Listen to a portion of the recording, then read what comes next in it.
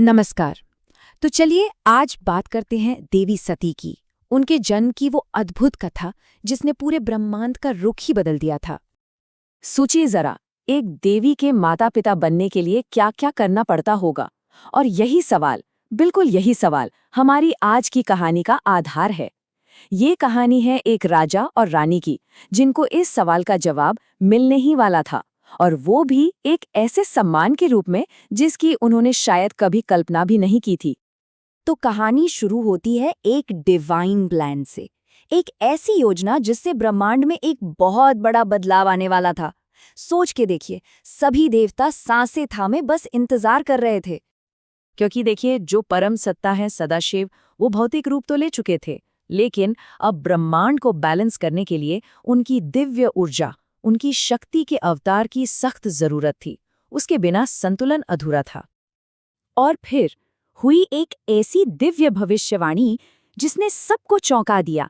सदाशिव ने खुद घोषणा की कि शक्ति अजन्मा नहीं होंगी, बल्कि वो पृथ्वी पर जन्मेंगी, एक साकार भौतिक रूप में। और जानते हैं, इस अद्भुत सम्मान के लिए किसे चुना गया?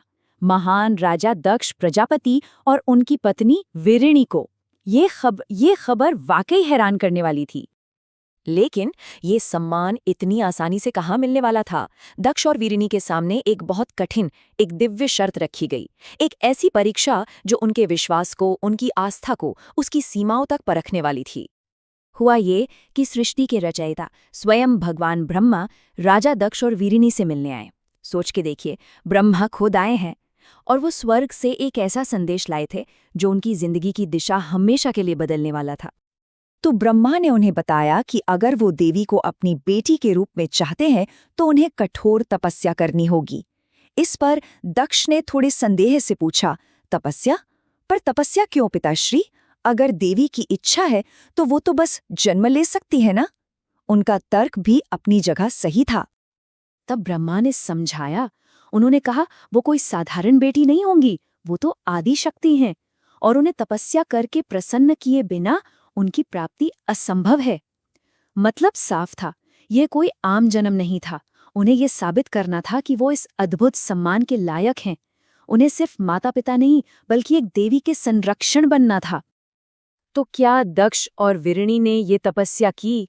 और अगर की तो उसका फल क्या मिला? चलिए अब कहानी के उस हिस्से में चलते हैं जहां देवी स्वयं प्रकट होती हैं, और उनका इनाम हर उम्मीद से कहीं ज्यादा बड़ा था। और हाँ, राजा दक्ष और रानी वीरिणी ने उस दिव्य अनुरोध का मान रखा। उन्होंने पूरी भक्ति और श्रद्धा के साथ कठोर तपस्या शुरू की। उनकी प्रार्थनाओं में, उनके मंत्रों में इतनी शक्ति थी कि उसकी गूंज पूरे ब्रह्मांड में फैल गई। और आखिरकार उनकी भक्ति सफल हुई। एक दिव्य प्रकाश के बीच देवी आदि शक्ति खुद उनके सामने प्रकट हुई। उनका तेज, उनका ऑरा हजारों सूर्यों के बराबर चमक रहा था, और उन्होंने कहा, मैं तुमसे प्रसन्न हूं, वर मांगो।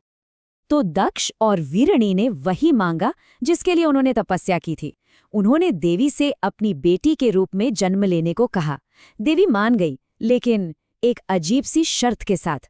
शर्त ये थी कि जन्म के बाद वो दोनों ये बात भूल जाएंगे कि उनकी बेटी स्वयं आदि शक्ति है। अब आप सोचेंगे, ऐसा क्यों? ऐसा इसलिए ताकि वो उसे एक साधारण बच्ची की तरह बिल्कुल स्वाभाविक प्रेम से पाल पोस सके।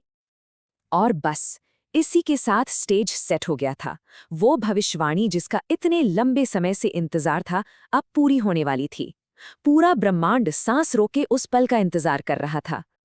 जैसे ही उनके जन्म का पल नजदीक आया, पूरा महल एक अलौकिक, एक दिव्य प्रकाश से भर गया। ये एक साफ संकेत था।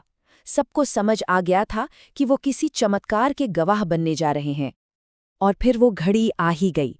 रानी वीरिणी ने एक तेजस्विनी, यानी एक अद्भुत तेज वाली, एक ऐसी पुत्री को जन्म दिया जिसके आते ही सब कुछ रोशन हो गया। देवी ने अपना वचन पूरा किया था।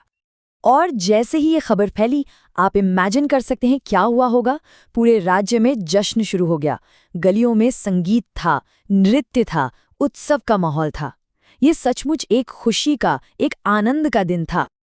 तो जन्म हो चुका है, जश्न मनाया जा चुका है। अब बारी थी कहानी के अगले और बहुत जरूरी पड़ाव की, उस दिव्य बच्ची का नामकरण। एक ऐसा नाम जो उनकी पूरी नियति को शेप करने वाला था। और बिल्कुल सही समय पर, ठीक नामकरण संस्कार के मुहूर्त पर वहां कौन पहुंचता है? देवर्षि नारद। और उन्हें तो बस एक झलक ही काफी थी। उन्होंने एक ही नजर में उस बच्ची की असाधारण दिव्य प्रकृति को पहचान लिया। तो नारद ने सबके सामने घोषणा की कि इस बच्ची की प्रेजेंस, इनकी उपस्थिति मन में पवित्रता और सच्चाई की भावना, मतलब एक सात्विक भाव जगाती है। और इसलिए उन्होंने उसका नाम रखा सती, उनके दिव्य स्वभाव का बिल्कुल आदर्श प्रतिनिधित्व करने वाला नाम। तो लीजिए, सती का जन्म हो चुका है, एक ऐसे पिता के घर जो उनकी असली पहचान से बिल्कुल अनजान है। याद है ना वो शर्त? और यही बात हमें एक बहुत बहुत गहरे सवाल पर लाकर छोड़ देती है। आखिर क्या होता है जब एक पिता ये भूल जाता है कि उसकी अपनी बेटी एक देवी है? यकीन मानिए, ये कहानी तो अभी बस शुरू हुई है।